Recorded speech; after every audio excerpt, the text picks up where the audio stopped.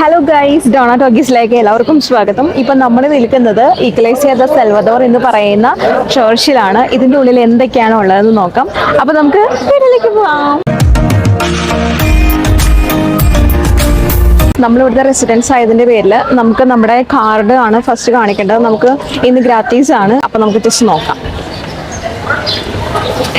സ്പെയിനിൽ നമ്മൾ തൊളേതോല് താമസിക്കുന്ന കാർഡ് കാണിച്ചെടുത്തിട്ടാണ് നമ്മൾ ഈ ഇഗ്ലേസിയ ദ സൽവദോർ എന്ന് പറഞ്ഞ ചർച്ചിൽ കയറിയത്. ഇത് ചർച്ചിന്റെ ഉള്ളാണ് കേട്ടോ. ഇപ്പൊ ഈ കാണിക്കുന്ന ബോർഡിലെ ഇത്രയും ചർച്ചുകൾ നമുക്ക് ഫ്രീ ആയിട്ട് കാണാൻ പറ്റും. ഈ ചർച്ചിൽ എന്തൊക്കെയുണ്ട് എന്നുള്ളതിന്റെ ഒരു മാപ്പും പിന്നെ ചർച്ചിലുള്ള എല്ലാ ഐറ്റംസും ഇവിടെ തന്നെ വെച്ചിട്ടുണ്ട്. ആദ്യമേ നമ്മൾ കയറി ചെല്ലുന്നത് തന്നെ ഒരു കുഞ്ഞ് അൾത്താരയുടെ മുമ്പിലേക്കാണ്. നിലവിലെ ആരാധനയെല്ലാം നടക്കുന്ന ചർച്ച് തന്നെയാണ് കേട്ടോ ഇത്. ചരിത്രപരമായിട്ട് ഒരുപാട് പ്രാധാന്യം ഉള്ളത് കൊണ്ട് തന്നെ ഒരുപാട് വിസിറ്റേഴ്സ് ആണ് ഇത് കാണാനായിട്ട് വരുന്നത്. വരുന്നവർക്ക് കത്തിക്കാനായിട്ടുള്ള മെഴുകുതിരിയും കാര്യങ്ങളെല്ലാം ഇവിടെ സെറ്റ് ചെയ്ത് വെച്ചിട്ടുണ്ട്. ഒരുപാട് പഴക്കമുള്ള ചർച്ചാണെന്ന് പറഞ്ഞല്ലോ. 15-ാം നൂറ്റാണ്ടിൽ ഈ ചർച്ചിന് വലിയൊരു തീപിടുത്തം ഉണ്ടായി. ചർച്ചിലെ മിക്ക സംഭവങ്ങളും നശിച്ചെടുത്തു നിന്ന് തന്നെ റോമക്കാരായ ആർക്കിയോളജിസ്റ്റുകളെല്ലാം ഉണ്ടാക്കിയെടുത്തതാണ് ഈ ഒരു പുതിയ ചർച്ച്. ഭീമമായിട്ടുള്ള ഇരുമ്പും കാര്യങ്ങളൊക്കെ ഉപയോഗിച്ച് എങ്ങനെയാണോ പഴയ ചർച്ച് ഉണ്ടായിരുന്നത് അതേ മോഡലിൽ തന്നെയാണ് ഇപ്പോഴുള്ള ചർച്ച ഉണ്ടാക്കിയിരിക്കുന്നത്. പഴയ ചർച്ചിന്റെ ഒരു ചെറിയ രൂപരേഖയുണ്ട്. അത് നമ്മൾ ഓരോ സ്ഥലത്തേക്ക് വരുമ്പോഴും ഇവർ കാണിച്ചു തരുന്നുണ്ട്. പണ്ട് ചർച്ചിൽ ഉപയോഗിച്ചുകൊണ്ടിരുന്ന വാദ്യോപകരണങ്ങളും എത്രത്തോളം ചർച്ചിനെ ആഡംബരമായിട്ട് നിർത്താൻ പറ്റുമോ അത്രത്തോളം ആഡംബരത്തോടു കൂടിയാണ് ചർച്ച് പണിതിരിക്കുന്നത്. പുതിയ സൃഷ്ടിയൊന്നുമില്ല, പഴയ സൃഷ്ടിയിൽ തന്നെ വളരെ ഭംഗിയായിട്ടുള്ള രീതിയിലാണ് ഇവിടെ ഉണ്ടാക്കി വെച്ചിരിക്കുന്നത്. സത്യത്തിൽ ഈ ഭാഗത്തായിരുന്നു ചർച്ചിന്റെ കേന്ദ്രഭാഗം. അവിടുന്ന് മാറ്റിയിട്ട് ഇപ്പൊ കേന്ദ്രഭാഗം വേറൊരു ഭാഗത്തേക്ക് ആക്കിയിരിക്കുന്നു. അത്രയുള്ള വ്യത്യാസം മാത്രമേ ഉള്ളൂ. ചർച്ചിന്റെ ഉള്ളിലേക്ക് കയറി കഴിയുമ്പോൾ ഒരു കുഞ്ഞൻ ചർച്ചാണ് എന്ന് തോന്നുമെങ്കിലും ഇതിന്റെ ഉള്ളില് കുറെ കാര്യങ്ങൾ കാണാനായിട്ടുണ്ട്. ആദിമ പിതാക്കന്മാരുണ്ടാക്കിയ ഒരു ചർച്ചല്ലേ. പിൻകാലത്ത് ചർച്ച നശിച്ചെങ്കിലും വീണ്ടും അതേ പ്രൗഢിയോടുകൂടി കെട്ടിപ്പുതുക്കാനായിട്ട് സാധിച്ചതുകൊണ്ട് ഇന്ന് നമ്മളെ പോലെ ടൂറിസ്റ്റേഴ്സിനൊക്കെ കാണാനായിട്ട് ഒരു ചർച്ചായി. ചർച്ച ഇവിടം കൊണ്ട് തീരുന്നില്ല കേട്ടോ. ഇനിയും അണ്ടർഗ്രൗണ്ടിൽ ഒരുപാട് കാര്യങ്ങൾ കാണാനായിട്ടുണ്ട്. നമുക്കെന്നാ ചർച്ചിന്റെ അണ്ടർഗ്രൗണ്ടിലേക്ക് പോവാം. അവിടെ എന്തൊക്കെയാണുള്ളതെന്ന് നോക്കാം. ഇവിടുന്ന് അങ്ങോട്ടുണ്ട് ഒരു വഴി. അത് പോയി വന്നിട്ട് കയറാം. ഇത് എക്സ്കവേറ്റ് ചെയ്തേക്കണ പള്ളിയാണ്. ആണോ? ഓക്കേ. യെസ്.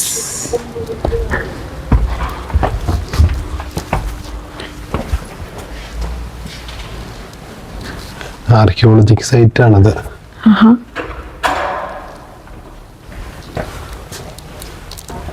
അതിന് ഇരുമ്പൊക്കെ വെച്ച് കെട്ടി നിർത്തിയേക്കാണ് പോവാണ്ടിരിക്കാൻ വേണ്ടിയിട്ട്. നല്ല ഇത് പണ്ടുണ്ടായിരുന്ന പള്ളി പൊളിഞ്ഞു പോയിട്ട് അതേ സ്ഥാനത്ത് തന്നെ മറ്റൊരു പള്ളിയും കൂടി രൂപകൽപ്പന ചെയ്ത് വെച്ചേക്കണാണ് കാണുന്നത്. മൊത്തം ഇരുമ്പ് ഇറക്കി ഇരുമ്പിന്റെ മുകളിലാണ് ഇപ്പോൾ ഉള്ള പള്ളി നിലനിൽക്കുന്നത്. ബാക്കിയെല്ലാം ഇങ്ങനെ അടിയിൽ പഴയ ആർക്കിയോളജിക് സൈറ്റുകൾ അങ്ങനെ തന്നെ നിലനിർത്തിയിട്ടുണ്ട്. പ്രധാന തൂണുകളിൽ മാത്രം സപ്പോർട്ട് ചെയ്തിട്ട് ചെയ്തേക്കണം. സപ്പോർട്ടിങ് മെഷർമെന്റ്സ് ആയിട്ട് കൊടുത്തിട്ട് ഇതങ്ങനെ ചെയ്തേക്കുന്നതാണ്. പണ്ട് റോമക്കാരുണ്ടാക്കി വെച്ചേക്കുന്നതിന്റെ ആ ഒരു പള്ളി കളയാതെ തന്നെ ഇവര് നല്ല അടിപൊളിയായിട്ട് സൂക്ഷിച്ചു വെച്ചിട്ടുണ്ട്. പക്ഷെ ഇവര് ഭയങ്കര ഭംഗിയായിട്ട് തന്നെയാണ് സൂക്ഷിച്ചു വെച്ചേക്കുന്നത്. അത്യാവശ്യം ഒരുപാട് കഷ്ടപ്പെട്ട് ഒരുപാട് സംഭവങ്ങൾ ചെയ്തിട്ടുണ്ടല്ലേ. ഗൈസ്, ഇവിടെ വെള്ളാരങ്കല്ലുകളൊക്കെ ആയിട്ട് നല്ല അടിപൊളിയാക്കിയിട്ട് ഉണ്ടാക്കി വെച്ചേക്കുന്നതാണ്. പണ്ടത്തെ എല്ലാ സംഭവങ്ങളും ഇവിടെ തന്നെ ഉണ്ട്.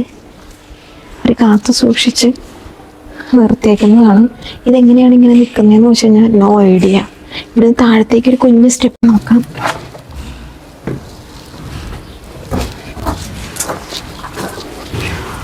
ഈ സ്റ്റെപ്പിൽ കൂടെ താഴത്തേക്ക് ഇറങ്ങുമ്പോൾ ഗുഹ പോലുള്ളൊരു ചെറിയൊരു സ്ഥലം. പക്ഷെ ഭയങ്കര തണുപ്പുണ്ട് കേട്ടോ, നല്ല തണുപ്പുണ്ട്. ഇവിടേക്ക് വരരുതെന്നാണ് പറഞ്ഞേക്കുന്നത്. പക്ഷെ por favor no pisar. പള്ളിയുടെ ഉള്ളിൽ ഇങ്ങനെ സ്ഥലം കൂടി ഉണ്ട്. ഇതിന്റെ ഉള്ളിൽ ഇങ്ങനത്തെ ഒരു സ്ഥലം കൂടി ഉണ്ട്.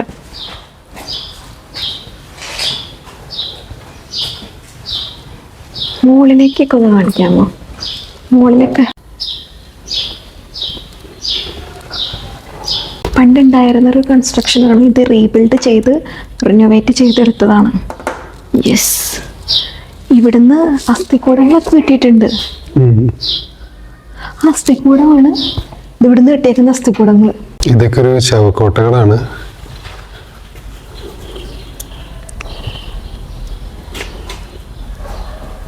വാവ്, എന്തോരം പണി വിട്ട് വരില്ലേ.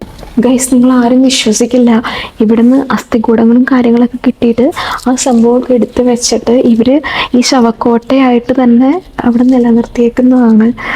Oh my God. 9-ാം നൂറ്റാണ്ടിലുള്ള ബോഡികളൊക്കെ ആയിരിക്കും മിക്കവാറും. യെസ്, വളരെ ചരിത്രവും ഹിസ്റ്ററിയും കിടക്കുന്ന പല കാര്യങ്ങളും ഇവിടെ നിന്ന് ലഭിക്കും ഇങ്ങനെയുള്ള സ്ഥലങ്ങളിൽ നിന്ന്. Absolutely correct. 9-ാം നൂറ്റാണ്ടിൽ മരിച്ച ആൾക്കാരുടെ ശവശരീരമാണ് നമ്മൾ കണ്ടത്. അവിടുന്ന് മുകളിലേക്ക് ഒരു സ്റ്റെപ്പ് ഉണ്ട്. സ്റ്റെപ്പ് കയറി മുകളിലോട്ട് വന്നപ്പോഴാണ് അവിടെ ഒന്നും ഇല്ലാന്ന് മനസ്സിലാകുന്നത്. മുകളിലത്തെ റൂം അടച്ചിട്ടിരിക്കുകയാണ്.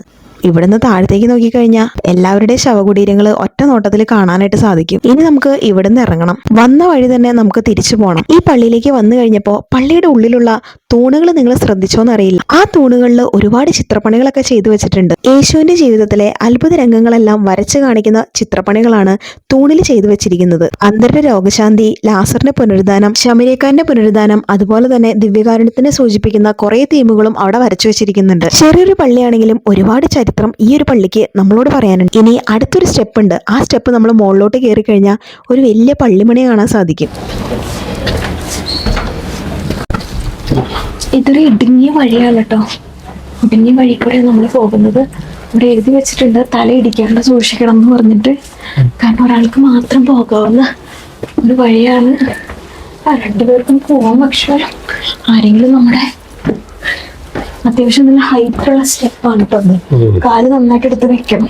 ചെറിയ വഴി കൂടെ പോകുന്നൊരവസ്ഥ. ഒരു കേവിന്റെ ഉള്ളിൽ കയറുന്ന അവസ്ഥ. അപ്പൊ നിങ്ങൾ വിചാരിക്കും ഞാനിത് കേറിയിട്ടുണ്ട്. ഇല്ല, ആ സിനിമ കണ്ടിട്ടുണ്ട്. ഒരെണ്ണല്ല 3 യെസ്. ഇതും ഒരു പഴയ നിർമ്മിതിയാ. ഇവിടെ നോക്കി കഴിഞ്ഞാൽ നമുക്ക് വേറൊരു വ്യൂ പോയിന്റ് ആണ് കാണാൻ സാധിക്കുന്നത് അല്ലേ?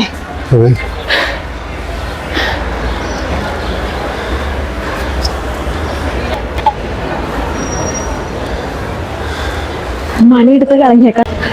ചരിത്രം ഉറങ്ങുന്ന ഒരു പള്ളി എന്നാണ് നമുക്ക് ഇതിനെ വിളിക്കാൻ സാധിക്കുന്നത്. ഇഗ്ലേസിയ ദെ സൽവദോർ. ടൊലേഡോയിലെ ഇഗ്ലേസിയ ദെ സൽവദോർ എന്ന് പറയുന്ന പള്ളിയുടെ ഓരോ ദൃശ്യങ്ങളും നമ്മൾ ചിത്രീകരിച്ചിട്ടുണ്ട്. നിങ്ങൾക്ക് എല്ലാവർക്കും ഇഷ്ടമായെന്ന് പ്രതീക്ഷിക്കുന്നു.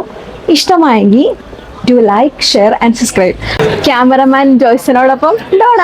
അടുത്ത വീഡിയോയിൽ വീണ്ടും കാണുന്നവരേക്കും ചെറുതാൻ ടേക്ക് കെയർ. ബൈ.